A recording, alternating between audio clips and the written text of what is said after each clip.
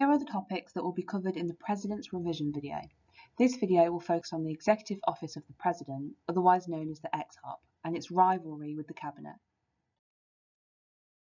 The Executive Office of the President is an umbrella term for an organisation that consists of the top presidential staff agencies that provide help, advice, coordination and administrative support for the President. In 1939, the Brownlow Committee reported that the President needs help, and the Reorganisation Act in 1939 was established. This created a team of advisors around the President, which was then called the Executive Office of the President. There had been a huge increase in the size and scale of federal government, caused mainly by westward expansion and the industrialisation of the 19th century. In 1789, there was just 3 executive departments of federal government. When the Great Depression hit the USA in the late 1920s, the states looked to the federal government to help. FDR responded with his New Deal program, a whole raft of federal government schemes, which meant that there needed to be more help for the President. A final reason why the EXOP was created was because after the Second World War, the US became a major player on the stage of world politics. The EXOP was established to help the President cope with these increased demands. The EXOP was established to help the President cope with increased demands. There are 13 officers in the Executive Office of the President since 2018, with over 2,000 staff. Presidents can create more officers if they wish. The most important officers that we are going to focus on in this video are the Office of Management and Budget, the White House Office, and the National Security Council. The White House Office, otherwise known as the West Wing, is the personal office of the President, containing the staff who facilitate his communication with Congress, department and agency heads, the press and the public. This includes the most trusted and closest aides and advisors. It is in charge of running the White House Office, run by the White House Chief of Staff. Their principal function is to provide advice and administrative support for the President on a daily basis. Specifically, the White House Office is responsible for a host of duties. For example, it acts as a liaison between the White House and the vast federal bureaucracy. It also acts as a liaison between the White House and Congress. The White House staff also screen telephone calls and documents and decide what the President will or will not see. In order to fulfill these important functions, members of the White House Office are meant to act as honest brokers, not as policymakers. They are meant not to be in the media spotlight, but have to be if they are needed. The Brownlow report called for a passion of anonymity. If senior members of the White House Office are thought to be pursuing their own agenda rather than the President's agenda, this can lead to trouble. The role of the White House Chief of Staff is the most crucial job of all within the White House. The best model for the Chief of Staff is someone who seeks the President's best interests rather than their own and protects the President from political harm. Those who receive high praise for their role as Chief of Staff have included Leon Panetta for Clinton and Andrew Card for George W. Bush. Whereas President Obama was served by 4 different Chiefs of Staff during his first term, Dennis Madakohu served throughout the second term. One of Madakohu's strengths was his experience on Capitol Hill from his time as a congressional staffer. On the downside, Madakohu was known in the White House as something of a control freak.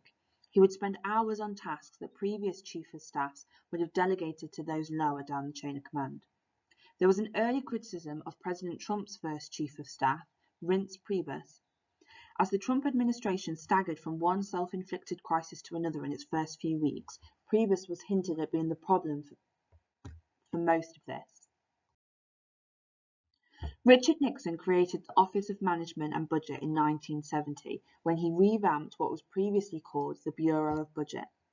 The OMB is the office within the EXOP that reviews budget requests, legislative initiatives, and proposed rules and regulations from the executive departments and agencies. It has functions. Its first is to advise the President on the allocation of federal funds in the annual budget. Second, it is to oversee the spending of all federal departments and agencies. And third, it is to act as a kind of clearinghouse for all legislative and regulatory initiatives coming from the executive branch. The last function means that all proposed legislation and regulations coming from the executive branch must go through the OMB so that they can be analysed both for their budgetary implications and for their compatibility with the President's overall policy programme. The Office of Management and Budget is headed by the Director, and this is about the only EXOP post that requires a Senate confirmation.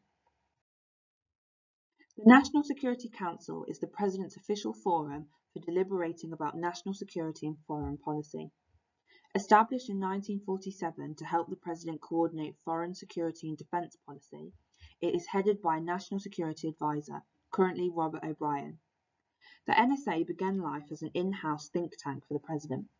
The NSC would coordinate information coming to the White House from the State Department and from the Defense Department and from the Central Intelligence Agency and from the Joint Chief of Staffs and American ambassadors all around the world. Like the White House staff, the NSC was designed to operate as an honest broker, a facilitator presenting carefully argued options from presidential decision-making. President Nixon changed the way the NSC worked. Distrustful of the State Department, which he saw as too liberal and establishment-orientated, Nixon decided to run foreign policy from the White House. He appointed Henry Kissinger as his national security advisor and to act as a roving foreign policy maker, largely cutting out the State Department's traditional role. But this enhanced and politicized the role for the NSC, and it caused grave problems for subsequent presidents. Subsequently, Bill Clinton, George W. Bush, and Barack Obama returned the NSC to its honest broker role. During Obama's first term, there was no doubt at all that the lead voices in foreign policy were those of the President and Secretary of State Hillary Clinton. With such a big name in the State Department, the NSC stayed in the background, performing its traditional coordinating role. There is an unhealthy rivalry between the Cabinet and the EXOP. Such rivalries and distrust can inflict serious wounds on a presidency, as President Nixon and Jimmy Carter discovered. From the EXOP's perspective, they regard the Cabinet as too distant and disloyal from the President. From the Cabinet's perspective, they see the EXOP as too close and too loyal to the President. Large rivalries existed during the Nixon years, as the EXOP ran foreign policy with Henry Kissinger as National Security Advisor instead of the State Department. Nixon's chief domestic advisor, Enckelman, and Haldeman, Chief of Staff, nicknamed Berlin Wall because of their German-sounding names and their habit of isolating Nixon from his other advisors and cabinet members.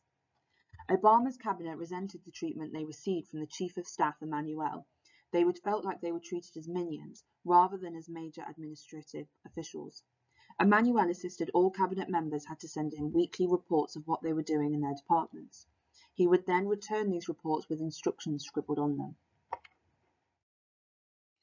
Some of these feelings are born of natural circumstances. A factor that contributes to the rivalry between the EXOP and the Cabinet is physical distance between them and the White House. The office of the Secretary of State, for example, is on the 7th floor of the State Department building in Foggy Bottom, an area of Washington which is about 7 blocks away from the White House, which is a good 10 minutes from the Oval Office. The Secretary of Defense is even further away. The Pentagon, the department's headquarters, is over the other side of the Potomac River, which is a 15-20 minute drive. In comparison, the National Security Advisor's office is a 30-second walk from the Oval Office. This distance contributes to the argument from the Cabinet's perspective that the EXOP is too close and loyal to the President. But it also contributes to the EXOP's perspective that the Cabinet is too distant.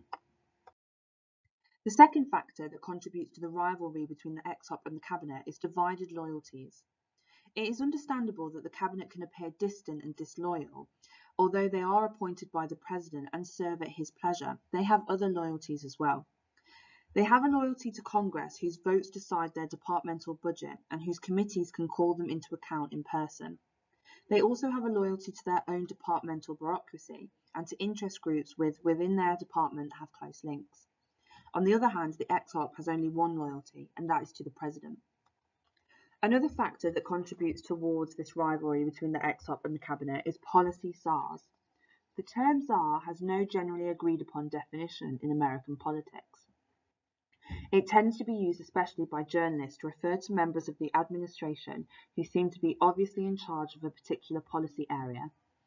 There is a fear from Cabinet that policy making takes place in the White House and not in the executive departments. This is true for Obama's first term. Carol Briner was portrayed as an energy and climate czar.